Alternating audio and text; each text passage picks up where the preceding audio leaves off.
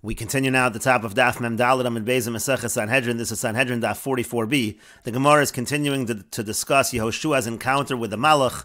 Amar Lei, the Malach said to him, Emesh bitaltem Talmud shel bein ha'arbayim. In the evening, you nullified the Talmud shel bein ha'arbayim. You didn't bring that carbon. V'achshav, and now bitaltem Talmud Torah. You're not learning Torah properly. And Yehoshua responded, Al eza mehen bas. Well, which one are you coming for? Which one are you rebuking me about? Amar Lei, so the angel said to him, Ata basi, I'm coming for right now. I'm coming for the Talmud Torah. Miyad, so immediately, what does it say? Vayolan Yehoshua balayla hahu besocha emek, that Yehoshua lodged on that night in the valley. V'yamar Reb Yochanan, and Reb Yochanan says, how do we darshan that pasuk? Melamed shalon be'omka shel halacha. This teaches that he lodged in the depths of halacha, meaning to say that immediately Yehoshua learned Torah. And Rashi explains, Amar lo emesh bitaltem ata basi darshin. And right now the Gemara is darshaning the words in the pasuk that say, now I come. Midikamer le ata basi mechlal de milsa achrisi, amar le de mahadir le ata basi. From the fact that he's saying, now I'm coming, it sounds like there was some other issue, that now he's responding to him and saying, I'm concerned with what's happening right now. And Rashi further explains emesh. What does emesh mean? It means hayom. It really means today. In this case, sometimes emesh means yesterday, but here it really means that same day. Kesheherev bein ha'arbayim. It means to say in the afternoon or the evening. Kari le nami emesh. That's also called emesh. She'ein zel a lashon arvis. It's a lashon of the evening. V'achshav bitaltem Talmud Torah. And now you're being mevatel Talmud Torah. V'keven devayom iatem yecholin lasok b'Torah. Since during the day you can't learn Torah. Machmas iske milchamos, because of the wars. Tzrichem atem lasok b'Torah b'layla. So the angel is saying to Yehoshua, you have to learn Torah at night. Vayolach lishkav begilgal shasham hamachane. You should have stayed by Gilgal, where the camp is, v'lo b'motzar, and not by the siege. The angel is essentially saying, it's one thing to miss the Talmud shel bein ha'arbayim in the early evening, but now it's night, it's time to learn Torah. Ata basi, now I come, al shem achshav, meaning right now, basi lipara, that's what I'm coming to pay for, that's what I'm coming to rebuke you about. Miyad nizar Yehoshua, immediately Yehoshua was careful. V'lo hosef od lavo b'motzar b'layl, he made sure to no longer have a siege at night. Lakach nemra ba'ai, that's why it says ba'ai. Vayolan Yehoshua balaylahu besocha emek. It says that he lodged that night besocha emek, which we understand to mean shalon ba'omka shel Torah, that he lodged in the depths of Torah, that he learned Torah. And the Gemara continues, Amar Shmuel bar Unya mishmei de Rav. Shmuel bar Unya says in the name of Rav, Godol Talmud Torah yoser mehakravas tamidin. It is greater the learning of Torah than the offering of the carbon Talmud. Shenemar, as it says in the pasuk, Ata basi, I'm coming for what is right now, meaning to say the Torah was more important than the fact that you nullified, that you neglected the Talmud shel bein ha'arbayim. And the Gemara continues, Amar le Abai le Rav Dimi. Abai said to Rav Dimi, Haikra b'ma'arava b'maimuk misula. The following pasuk in the west, how do they understand the following pasuk? The pasuk says, Al teitze l'riv maher pen matase ba'achrisa b'hachlemos chareyecha. Do not quickly enter into a quarrel. Think what's going to happen at the end when your friend embarrasses you. Rivcha riv esrayecha, defend yourself against your friend. V'soda acher al tagel, but don't reveal the secrets of another. What does that pasuk mean? How did they interpret that in the West in Eretz Yisrael? And he answered as follows: B'shasha amar lo Hakadosh Baruch Hu liYecheskel. At the time that Hakadosh Baruch Hu said to Yecheskel, Leich emor lehem liYisrael, go tell Klal Yisrael, Avicha Amori v'imech Chitis, your father the Amori, your mother the Chiti. Amra Ruach Piskonis Lifnei HaKadosh Baruch Hu. At that point in time, the Ruach Piskonis, which refers to the angel Gabriel, as we'll see in Rashi, said before HaKadosh Baruch Hu, Ribona Shalom, master of the world. Im Yavo Avraham v'Sara v'yamdu lefanecha. If Avram and Sarah come and stood before you, if they came and stood before you, Ata Omer Lahem Umachlim Osam, you would say this to them, you would embarrass them. This pasuk of Avicha Emori and Imechitis is an embarrassment to Avram and Sarah. And Gabriel continues, Rivcha rives reyecha, defend yourself against your friend. But the pasuk says, V'sod acher al tagil, you shouldn't reveal the secrets of another. You shouldn't say this about Avram and Sarah. And the Gemara continues, Umiyisle reshusa kuli hai. Does Gabriel have such reshus to speak like this to HaKadosh Baruch Hu?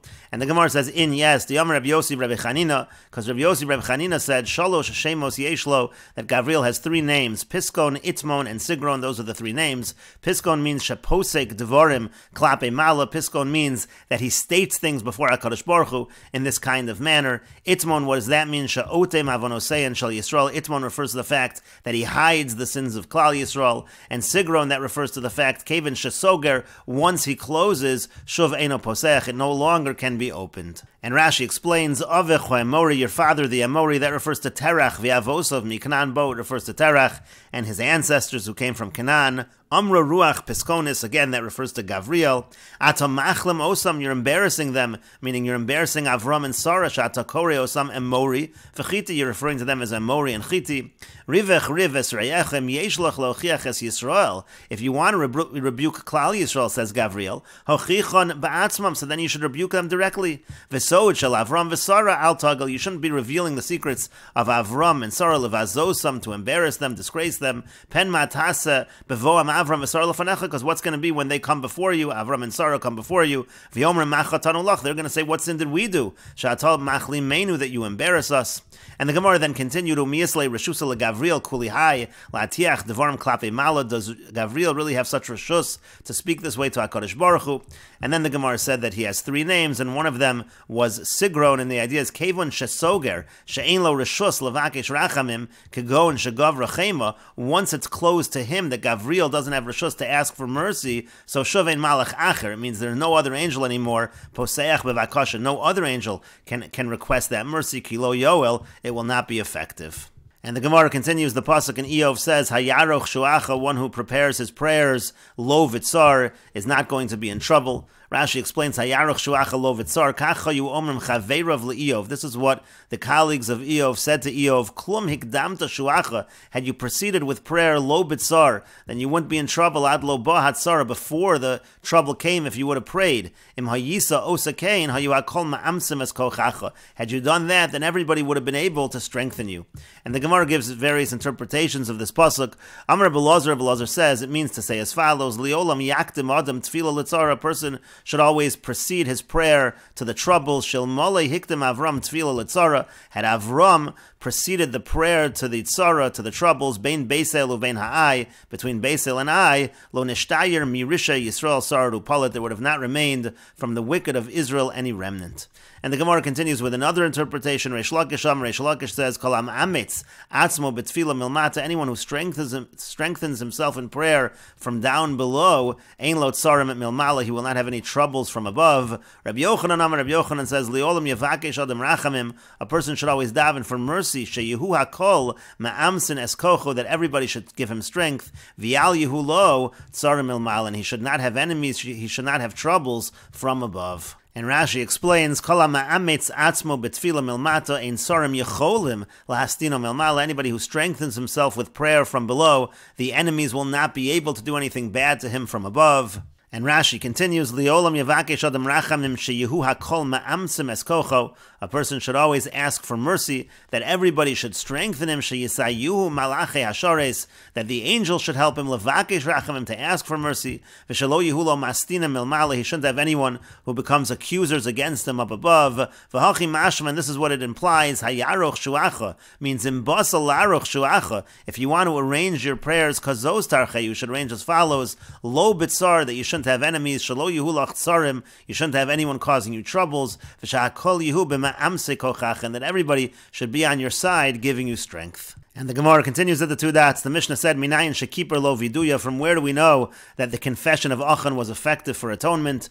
And the Gemara says, Tanu Rabban, and the rabbis taught, Minayin shekiper lo viduya, from where do we know that his confession was effective for atonement? Shenemar, as it says in the pasuk, Vayomer lo Yehoshua, and Yehoshua said to him, Me'achar tanu yakarcha Hashem hayom hazeh, and we understand that to mean hayom hazeh ata achor, today you are achor, you have trouble. V'i ata achor li olam haba, you will not have that trouble in olam haba. And the Gemara continues, and it's also written in the pasuk. This is a pasuk in Divrei Hayamim. Uvnei Zerach Zimri v'Eson v'Heimon v'Chalkal v'Dara kulam chamisha. It says that there were 5 bnei Zerach, children of Zerach, and as we'll see, one of these names is actually a reference to Achan.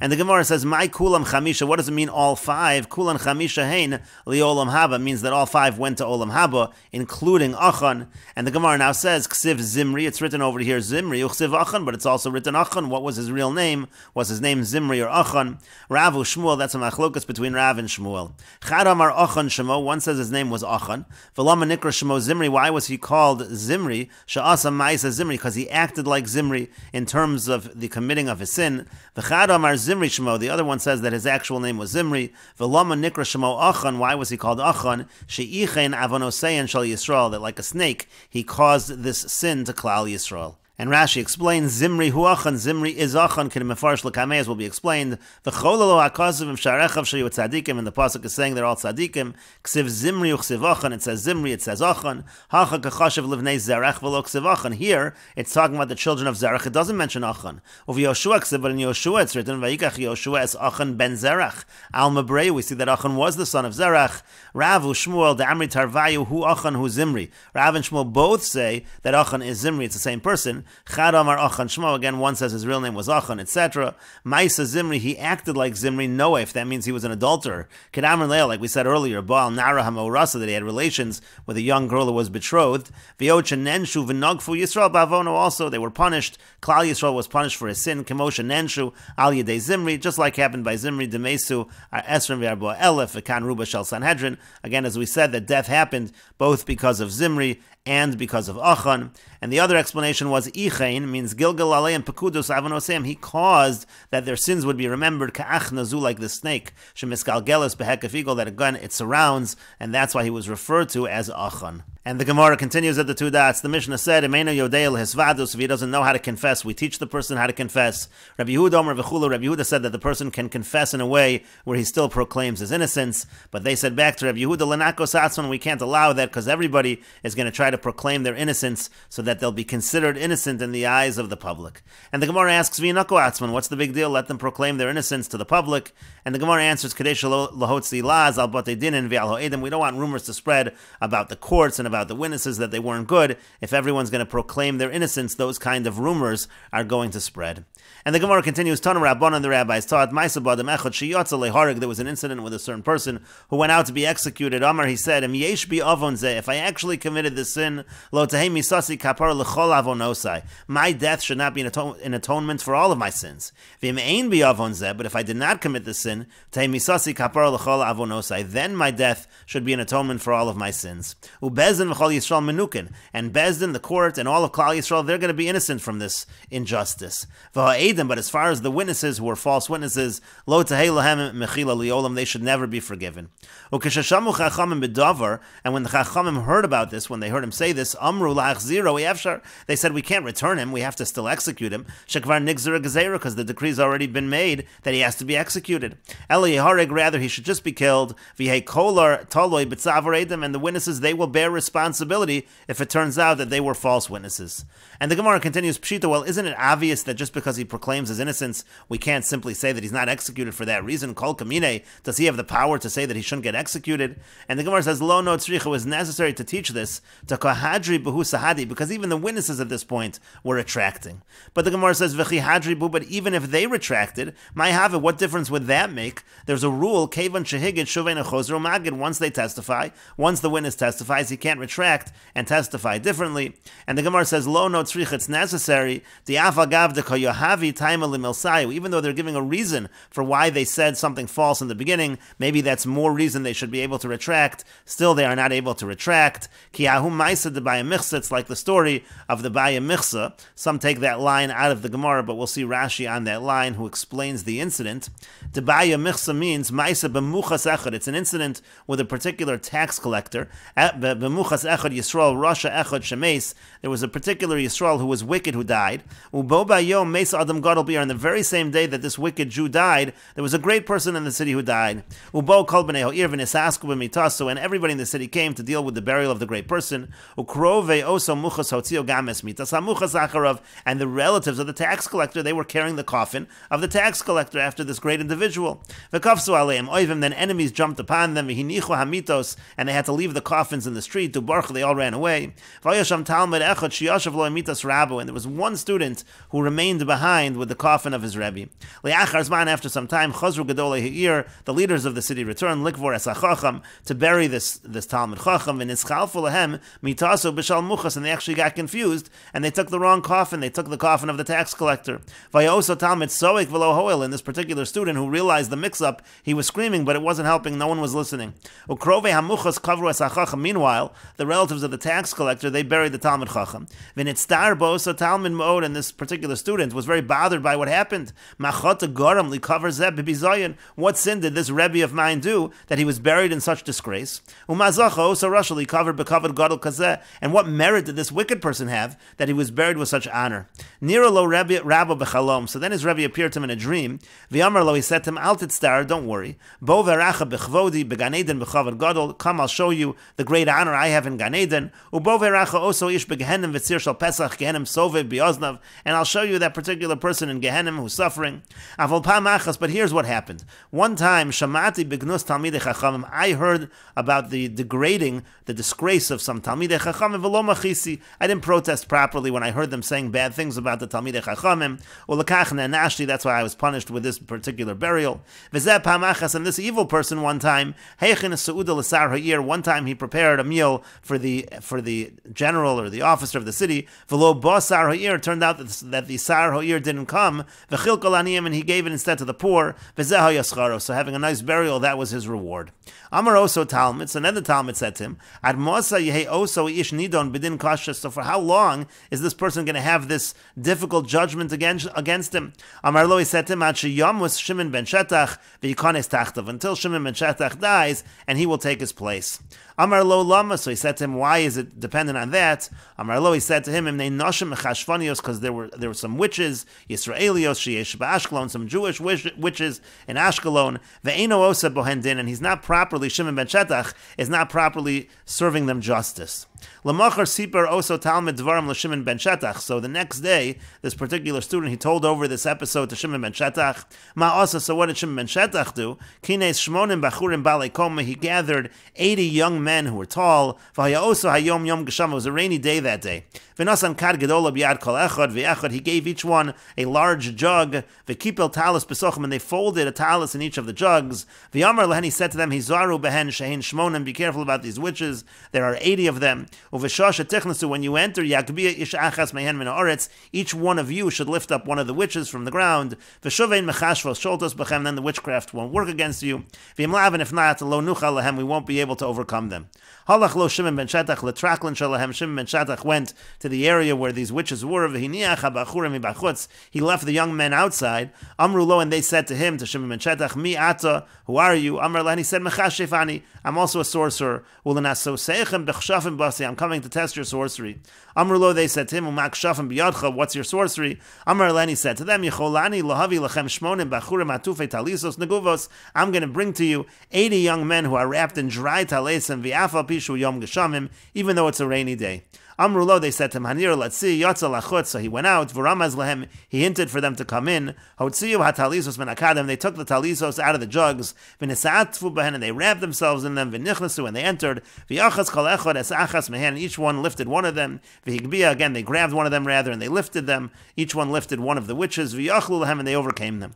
V'hotziyum, and they took them out, v'tolam, and they hung them, v'tolam kulam, they hung all of them, v'niskanu, kroveim b'davar. After this whole episode, the relatives of these witches became angry. Ubo shnayim mehem, and so two of them came. V'chivnu divreim, and they testified. It was false testimony, but they made sure that it was consistent testimony. Vehidu al beno shel Shimon ben Shetach, and they testified against the son of Shimon ben Shetach chiyav misa, that he was liable to the death penalty.